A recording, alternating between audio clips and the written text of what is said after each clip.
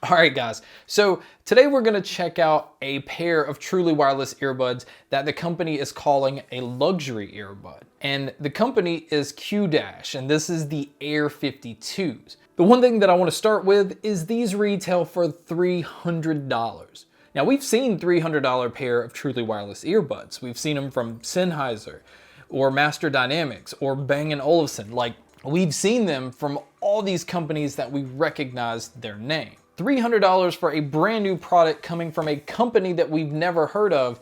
This needs to be something pretty fantastic. And by the end of the video, I think you guys will kind of see maybe where I'm coming from, that $300 is a huge, huge asking price. So what are luxury earbuds? I don't really know. The box does come wrapped in a gold bow, so that in itself is pretty unique considering I haven't bought any truly wireless earbuds that come with a gold bow. And one of the taglines on their website is it says, give your loved ones a gift that will blow them away. And I'm going to put a link to their website because I want you to see that I'm not making any of this stuff up. They do come with Bluetooth 5.0, so at least that is the latest technology that's going to give you a good connection and kind of cut down on lag with watching videos. Battery life, it says long-lasting battery life. And again, we've seen some companies offer battery life where it's almost 10 hours on an earbud, or with using the charging case, you usually can get about 100 hours total. So I would think if you're gonna say long-lasting battery and you're charging $300, maybe you're gonna hit one of those.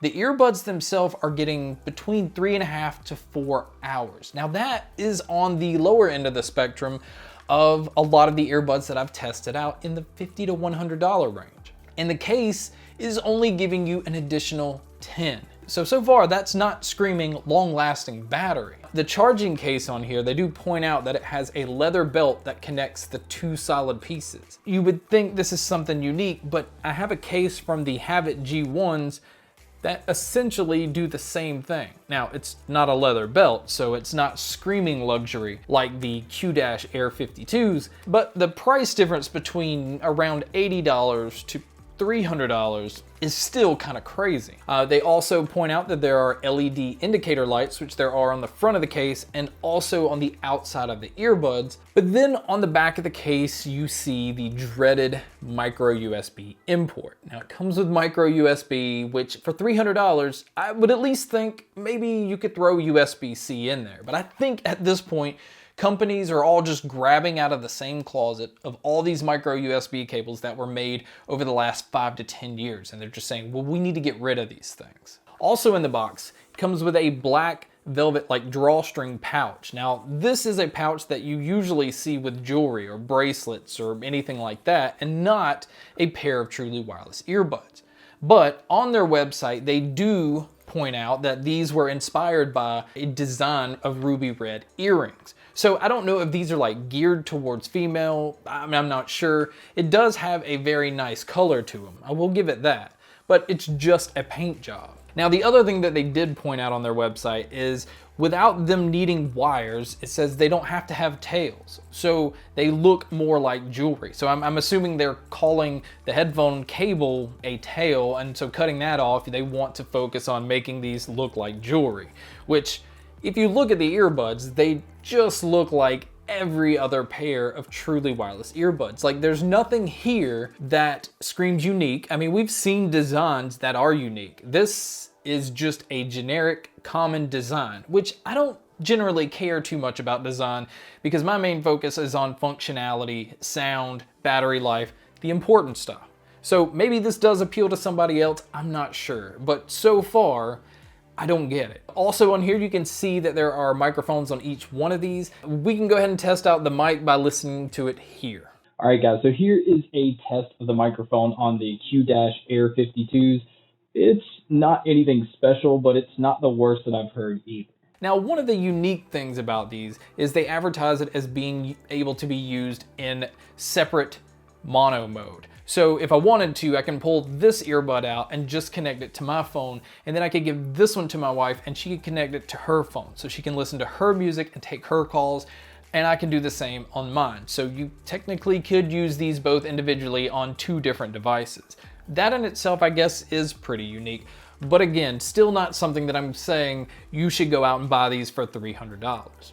Also, on the earbuds themselves, it doesn't have touch responsiveness. It actually uses the physical button, which I'm not a huge fan of, but I do understand a lot of people do prefer the button, so that's maybe not that big of a deal. But if I'm spending $300, I want touch responsiveness, or I want something that's just going to blow me away. The touch buttons on here do control everything but the volume.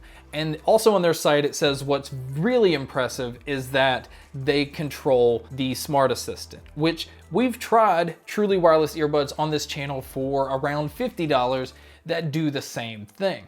One thing I'm always guilty of is I am such a sucker for great sound that if comfort is not that great, or if the battery life's not that great, if something is just not amazing, if the sound just comes in and just blows me away, I can look past certain things. So I can look past all this other stuff if these $300 pair of luxury truly wireless earbuds have incredible sound. Now, I tried them with different devices. I tried them with different genres, tried them loud, tried them low, tried them in different environments, and they're just not good in any of those situations. This is a true scenario of the bass coming in and just rolling over the other frequencies. It's almost like the highs and the mids can play really well together, and then the bass bully comes in and just says, "Get out of here." Like, you know, songs that just kind of build up, like it can sound clean and clean and clean until there's like a bass drop and bass comes in. That's the perfect way to describe these. It builds up, builds up, builds up, bass comes in, and then everything is just gone. It's muddy. It just takes over in a way that I didn't find it enjoyable to listen to any genre unless it's a genre that doesn't include bass. Like if it's somebody standing there with their acoustic guitar and their vocals, no bass guitar and no drums, then it's okay. But it's just okay. $300, like you could go out right now and get the Sennheiser Momentums. Even better than that, you can go get the new Sony WF-1000X M3s for $200. So for $300, this is a hard pass. And honestly, if I were to test this product and I were to have to put a price tag on it based on how I felt, I would have probably leaned somewhere between $50 to $60. And again, that might be looking at it more as an accessory than an actual audio product. So guys, that is my video on the Qdash Air 52 luxury earbuds. If you are interested, or at least interested in seeing some of the things on the website, it is linked in the description below. But thank you guys so much for checking out this video. Thank you guys so much for checking out all the other videos. And as always, guys, make sure to stay tuned for more.